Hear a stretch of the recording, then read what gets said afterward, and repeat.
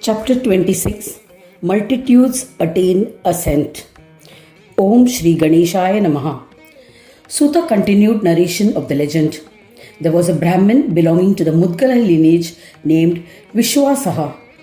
He loved the path of Ganesh worship. He liked to be in the company of the virtuous.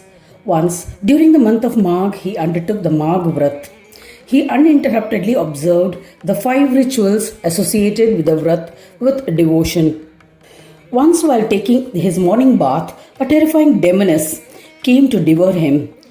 Seeing her frightening face, he was petrified. He recited the name of Ganesh and sprinkled sanctified water on her using a durva grass. O Mahamuni, as soon as the holy water touched her, she was purified. She bowed to Vishwasaha and said, I am surrendering to you. Please emancipate me from the ocean of samsara. With your mere darshan, I have been cleansed. Hearing her melancholic words, the virtuous Vishwasaha pitied her and said, O sinful lady, who are you? O terrible one, what were your sins? What are the sorrows that made you weep? The Rakshasi replied, O eminent Brahmin, in my earlier lifetime, I was a beautiful Brahmin lady. I betrayed my husband. I engaged in bodily pleasures. Without thinking of the consequences, I indulged in physical gratification and sinned. The Dutas of Yama carried me to hell after death and tormented me. I suffered immense sorrows and was reborn as a Rakshasi. In this birth, I was always afflicted with hunger pangs. I wandered hither and thither to satisfy my ravenous hunger. I regularly ate meat of various animals, yet I was always burning with the desire for food.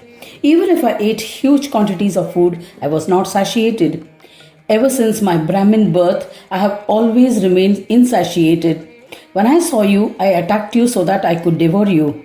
However, when the water you sprinkled touched me, I recovered my previous birth.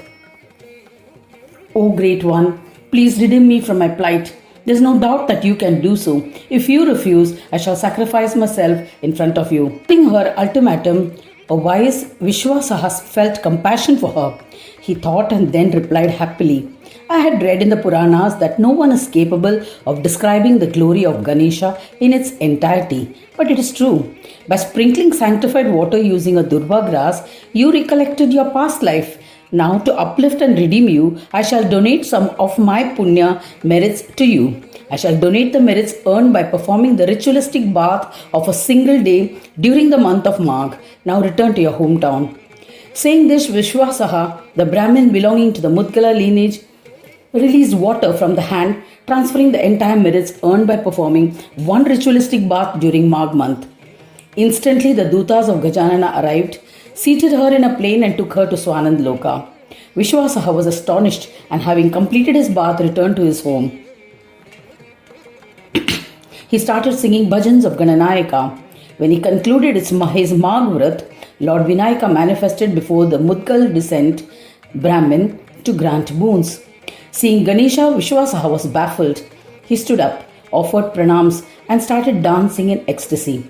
Seeing his state, Gajanana said to him, Ask for any desired boons, I shall grant them. Sutta continued the narration to Shaunaka, saying that on hearing the words of Ganesha, Vishwasaha regained his composure and restrained his ecstasy. He said, By the darshan of Gajanana, my life, karmas, mother, father, study of the Vedas are blessed. The Magh Vrat observed by me has also become blessed. O Ganeshwara, even the Vedas, Upanishads, Yogis, Shankara and other Devas have expressed inability to comprehend you in your entire glory. Why have you manifested before me on your own accord? By the darshan of your feet, I have become accomplished, O Gajanana. What boon can I ask of you? Grant me steadfast devotion.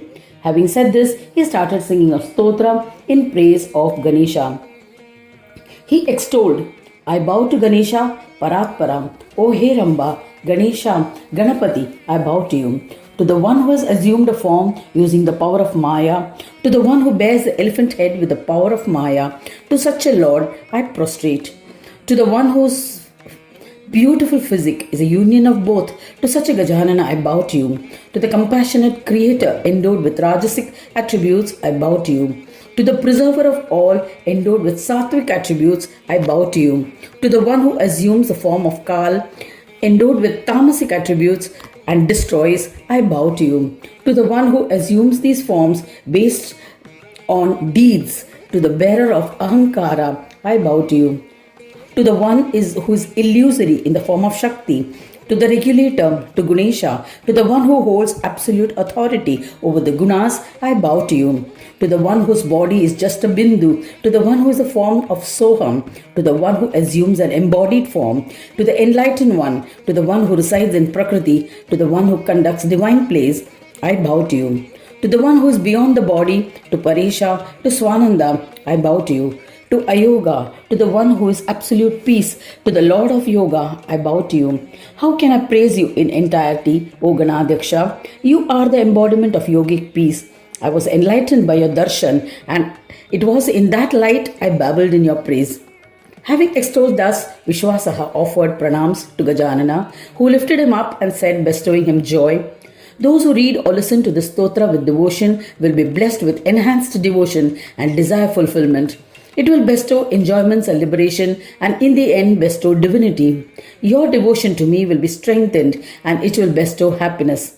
All your desires will be fulfilled.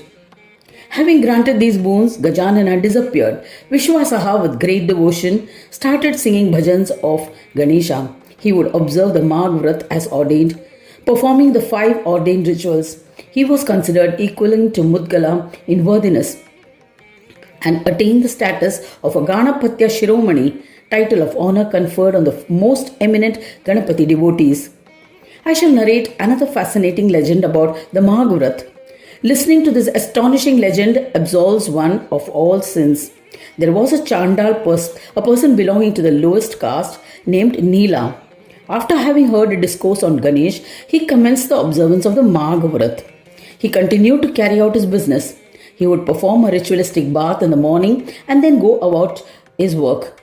At night, he would constantly sing bhajans of Ganesh. For this, he would visit the Ganesh temple daily. After returning home at night, he would think about the well-being of his family. One day, while observing the Vrat in the month of Magh, he was delayed and reached the temple late at night. He offered pranams to Vignaharta, concluded his bhajans, and was returning home when he was surrounded by 5 pisachas.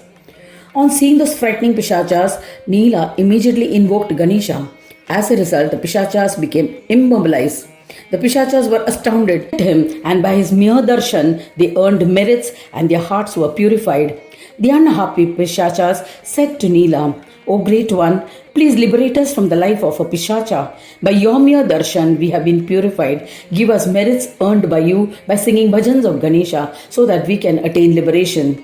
Hearing their prayers, Neela, who understood the feelings of the pishachas, happily said to them, I shall not give you the merits earned by singing Ganesh bhajans. Even a single verse of a bhajan has a power to uplift this animate and inanimate universe. Therefore, I shall donate the eternal merits of just one line of bhajan, which is enough to liberate you. There's no doubt about it.